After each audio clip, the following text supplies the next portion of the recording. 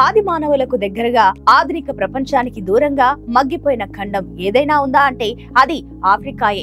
ఆకలి చావులు, కరువు కోరలు, మనుషుల్ని మనుషులే చంపుకు తినే దయనీయ పరిస్థితులు, భయంకర రోగాలు, అంతర్యుద్ధాలు ఇవి చాలనన్నట్లుగా విదేశీయుల పెత్తనం మనుషుల్ని బానిసలుగా మార్చేసి పురుగుల కంటే హీనంగా చూసిన రోజులు. ఫలితంగా చీకటి ఖండంగా మారిపోయిన ఆఫ్రికాకి వెలుగును ఇచ్చేందుకు ఓ యోధుడు ఉదయించాడు. ఆ అభాగ్యులకు తానున్నానంటూ భరోసా నింపేందుకు సొంత జీవితాన్ని త్యాగం చేశారు. తమను కాపాడేదెవరు అని అంతా ఎదురు చూస్తున్న సమయంలో దక్షిణాఫ్రికా నుంచి గర్జించే సింహంలా దూసుకొచ్చారు నెల్సన్ మండేలా. ఆయన ప్రతి మాట బాణంలా దూసుకెళ్లింది. ప్రతి పిలుపు నిప్పురవ్వల ప్రజల గుండెల్లో మంటలను రగిల్చింది. ఉద్యమాలు ఉవ్వెత్తున ఎగిసిపడ్డాయి. నల్లజాతి ప్రజల హక్కులను కాలరాసే వారికి ముచ్చెమటలు పట్టాయి. ఆయనను ఆపడం విదేశీ శక్తుల వల్ల కాలేదు. దశాబ్దాల పాటు జైల్లో పెట్టిన ఆ గోడల ప్రతిధ్వని ప్రజల్లో ఆగ్రహ ఆవేశాలను రగిల్చింది. ఉప్పెనలా ఎగిసిపడి ఆఫ్రికా ప్రజల కోసం తన జీవితాన్ని పన్నంగా పెట్టారు మహనీయుడు నెల్సన్ మండేలా. అలాంటి నల్లజాతి సూర్యుడు నెల్సన్ మండేలాకు యునెస్కో అపూర్వ గౌరవం కలుగజేస్తుంది. దక్షిణాఫ్రికా జాతిపిత నెల్సన్ మండేలా చదువుకున్న ఈస్టర్న్ కేప్ ప్రావిన్స్ లో పోర్ట్ హెయిర్ విశ్వవిద్యాలయాన్ని యునెస్కో వారసత్వ పరిరక్షణ జాబితాలో చేర్చారు. మండేలా తొలిసారిగా రాజకీయంగా యాక్టివ్ అయిన క్వెక్వేజ్వెనీ గ్రామాన్ని కూడా ఈ లిస్టులో చేర్చారు. తన ఆత్మకథ లాంగ్ వాక్ టు ఫ్రీడమ్ లో క్వెక్వేజ్వెనీ గ్రామంతో తనకున్న అనుబంధం గురించి మండేలా ప్రత్యేకంగా ప్రస్తావించారు. ఈ విధంగా దక్షిణాఫ్రికాలోని మొత్తం 14 ప్రదేశాలను కలుపుకొని మానవ హక్కులు, విముక్తి, సయోధ్య అంశాలలో నెల్సన్ మండేలాతో మమేకమై చారిత్రక ప్రదేశాల పేరుతో ఒక జాబితాను యునెస్కో రూపొందించింది. 1960 నాటికి దక్షిణాఫ్రికాలో బ్రిటన్ శ్వేత జాతీయుల ఆధిపత్యం కొనసాగుతుంది. వారి భాగస్వామ్యంతో ఏర్పడిన మైనారిటీ ప్రభుత్వం ఉండేది. సౌత్ ఆఫ్రికాను పాలించిన బ్రిటిష్ వారు సహజంగానే దేశంలోని మెజారిటీ నిగ్రో జాతి ప్రజలను చిన్న చూపు చూసేవారు. తాము పాలించిన దేశాలలో జనాన్ని బానిసలుగా చూడడం బ్రిటిష్ పాలకులకు మొదటి నుంచి ఉన్న అలవాటు. మన దేశంలో బ్రిటిష్ వారికి వ్యతిరేకంగా స్వాతంత్ర్యం కోసం జరిగిన పోరాటం మాదిరిగానే సౌత్ ఆఫ్రికాలోనూ పోరాటం జరిగింది. బ్రిటిష్ ప్రభుత్వానికి వ్యతిరేకంగా ఆఫ్రికన్ నేషనల్ కాంగ్రెస్ ఆధ్వర్యంలో నెల్సన్ మండేలా సుదీర్ఘ కాలం పాటు పోరాటం చేశారు. ఈ క్రమంలో 1960లో షార్ప్ విల్లే గ్రామంలో నిరసన తెలుపుతున్న 69 మంది నల్లజాతి నిరసనకారులను పోలీసులు కాల్చి చంపారు. నెల్సన్ మండేలా పోరాటానికి ఈ ఘటన టర్నింగ్ పాయింట్ గా మారింది. అదొక చరిత్రాత్మక ఘటనగా మారిపోయింది. ఆఫ్రికన్ నేషనల్ కాంగ్రెస్ పోరాటాన్ని నిలువరించలేక దక్షిణాఫ్రికా నుంచి వైదొలగాలని బ్రిటిషనర్లు నిర్ణయించారు. 1961 మే 31న రిపబ్లిక్ దేశంగా దక్షిణాఫ్రికా అవతరించింది. అందుకే షార్ప్ విల్లే గ్రామాన్ని కూడా తాజాగా యునెస్కో వారసత్వ పరిరక్షణ జాబితాలో చేర్చారు. తన కోసం బతికేవాడు స్వార్థపరుడు, జనం కోసం బతికేవాడు నడిచే దైవం అవుతాడు.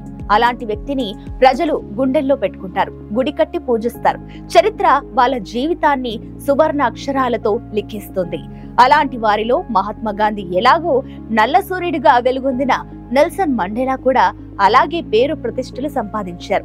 నెల్సన్ మండేలా జీవితంలో ఓ ముఖ్య ఘట్టం గురించి చాలా మంది తమ రచనల్లో ప్రస్తావించడం కనిపిస్తుంది. లండన్ లోని వెంబ్లే స్టేడియంలో ఆయన తన 70వ జన్మదిన వేడుకలను జరుపుకున్న రోజును చరిత్రలో ప్రత్యేకంగా చెప్పుకోవచ్చు. ఏ పాలకులకు వ్యతిరేకంగా ఉద్యమ పోరాటం జరిపారో అదే పాలకుల దేశంలో ఆయనకు అపూర్వ గౌరవం లభించింది. ఆయన జీవిత వివరాలను చూస్తే ఆయన పూర్తి పేరు నెల్సన్ రోలిహ్లా మండేలా. కేప్ ప్రాంతంలోని ఉమాటా జిల్లా మవేజో అనే ఊర్లో 1918 జూలై 18వ తేదీన జన్మించారు. పువ్వు పుట్టినప్పటి నుంచే పరిమళిస్తుందన్న చందంగా చిన్నప్పటి నుంచే ఆయనలో చెలరేగిపోయే తత్వం ఉండేది. అన్యాయం జరిగిన చోట ఉద్యమించడం ఆయనకు వెన్నతో పెట్టిన విద్యగా అబ్బింది. అలా ఉద్యమాలే ఊపిరిగా నెల్సన్ మండేలా ఎదిగారు. బ్రిటిష్ పాలనలో దక్షిణాఫ్రికాలో బ్రిటిష్ పాలకుల వర్ణ వివక్ష, బానిసత్వాన్ని మండేలా నిలదీశారు. వరుస ఉద్యమాలకు పిలుపునిస్తూ విప్లవ నేతగా ఎదిగారు. దాంతో అప్పటి పాలకులు ఆయన్ని జైల్లో పెట్టారు. జాతి వివక్షకు వ్యతిరేకంగా జరిపిన పోరాటంలో జరిగిన ఒక మారణ కాండకు సంబంధించి 27 సంవత్సరాల పాటు రోబెన్ అనే ద్వీపంలో జైలు శిక్షను అనుభవించారు. ఆ సమయంలోనే 20వ శతాబ్దపు అత్యంత సుప్రసిద్ధులైన ప్రపంచ నాయకులలో ఒకరిగా నెల్సన్ మండేలా గుర్తింపు పొందారు. అప్పటి నుంచి ఆయన జాతి వివక్షకు వ్యతిరేకంగా జరిపే పోరాటాలకు, వర్ణ సమానతలకు ఒక సంకేతంలాగా నిలిచారు. దక్షిణాఫ్రికాకు పూర్తి స్థాయి ప్రజాస్వామ్యంలో ఎన్నికైన మొట్టమొదటి నాయకుడిగా ఈయన కీర్తి గడించారు.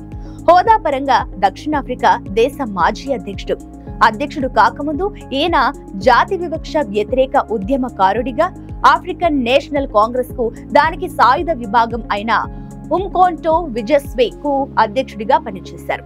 జాతిపిత మహాత్మా గాంధీ బోధించిన శాంతియుత విధానాలు, అహింస, శత్రువును సంస్కారయుతంగా ఎదుర్కొనే పద్ధతి తనకు ఎంతో స్ఫూర్తినిచ్చాయని మండేలా చాలాసార్లు వెల్లడించేవారు.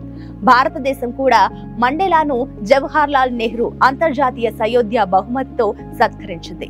ఫిబ్రవరి 11, 1990లో జైలు నుంచి విడుదలైన తర్వాత నెల్సన్ మండేలా రాజకీయంగా తన లక్ష్యాన్ని సాధించడానికి, దేశంలో నెలకొన్న జాతి వైర్యాన్ని నివారించడానికి, అందరి మధ్య సయోధ్య పెంచడానికి కృషి చేశారు. తన పూర్వపు శత్రువుల నుంచి కూడా నెల్సన్ మండేలా ప్రశంసలు అందుకున్నారు. 100కు పైగా అవార్డులు, సత్కారాలతో వివిధ దేశాలు, సంస్థలు ఈయనను గౌరవించాయి. వాటిలో 1993లో లభించిన నోబెల్ శాంతి బహుమతి ముఖ్యమైనది. స్వదేశంలో మండేలాను మదిబా అని వారి తెగకు సంబంధించిన గౌరవ సూచకంతో పిలుస్తుంటారు. జాతిపిత మహాత్మా గాంధీ బోధించిన శాంతియుత విధానాలు, అహింస, శత్రువును సంస్కారయుతంగా ఎదుర్కొనే పద్ధతి తనకు ఎంతో స్ఫూర్తినిచ్చాయని మండేలా చాలా సార్లు వెల్లడించారు. భారతదేశం కూడా మండేలాను జవహర్ లాల్ నెహ్రూ అంతర్జాతీయ సయోధ్య బహుమతితో సత్కరించారు. అలాగే 1990లో భారత ప్రభుత్వం మండేలాకు మన దేశపు అత్యున్నత పురస్కారమైన భారత రత్నాను కూడా ప్రకటించింది. మన దేశం నుంచి ఆయనకు ఎంతో గౌరవం లభించిందన్న దానికి నిదర్శనంగా అనేక విగ్రహాలు కూడా చాలా చోట్ల నెలకొల్పబడ్డాయి. కొన్ని కూడలకు, రోడ్లకు మండేలా పేరు పెట్టారు. ఢిల్లీలో కూడా ఆయన పేరుతో నెల్సన్ మండేలా రోడ్ ఉంది. అదలా ఉంచితే 1994లో మండేలా తన 77వ సంవత్సరాల వయస్సులో అధ్యక్ష పదవిని చేపట్టారు. ఆ పదవిని అలంకరించిన వారిలో అతిపెద్ద వయస్కుడిగా మండేలా పేరు రికార్డుల్లో చేర్చారు. అయితే మరోసారి ఎన్నికల్లో పోటీ చేరాదని నిశ్చయించుకున్న ఆయన 1999లో పదవి విరమణ చేశారు. జూలై 2001లో ఆయనకు ప్రోస్టేట్ క్యాన్సర్ వ్యాధి ఉన్నట్లు నిర్ధారణ కావడంతో రేడియేషన్ వైద్యం జరిగింది. తన పదవి విరమణ తర్వాత ఎయిడ్స్ వ్యాధి నివారణకు మండేలా విశేషంగా కృషి చేశారు. ఆ తర్వాత జూన్ 2004లో తాను రాజకీయ జీవితం నుంచి విరమించుకొని అధికంగా కుటుంబంతో గడపాలని అనుకున్నట్లు మండేలా ప్రకటించారు.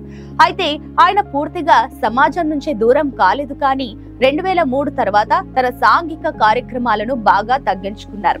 ఏది ఏమైనప్పటికీ ఆయన ఇచ్చిన పోరాట స్ఫూర్తి ప్రజల్లో కొనసాగింది. ఫలితంగా 28 ఏళ్ల జైలు జీవితం తర్వాత 1990లో నెల్సన్ మండేలా విడుదలయ్యారు. ఆ తర్వాత జరిగిన సంప్రదింపులతో వర్ణ వివక్ష, జాతి వివక్షలకు చరమ గీతం పాడారు. ఆ తర్వాత ఆఫ్రికా అభివృద్ధికి తనవంతుగా కృషి చేశారు. ప్రజల స్వేచ్ఛ, స్వాతంత్ర్యాలకు ఊపిరి పోశారు. 2013లో ఆయన అస్తమించిన జాతి జనుల సూర్యుడిగా ఆయన చరిత్రలో నిలిచిపోయారు.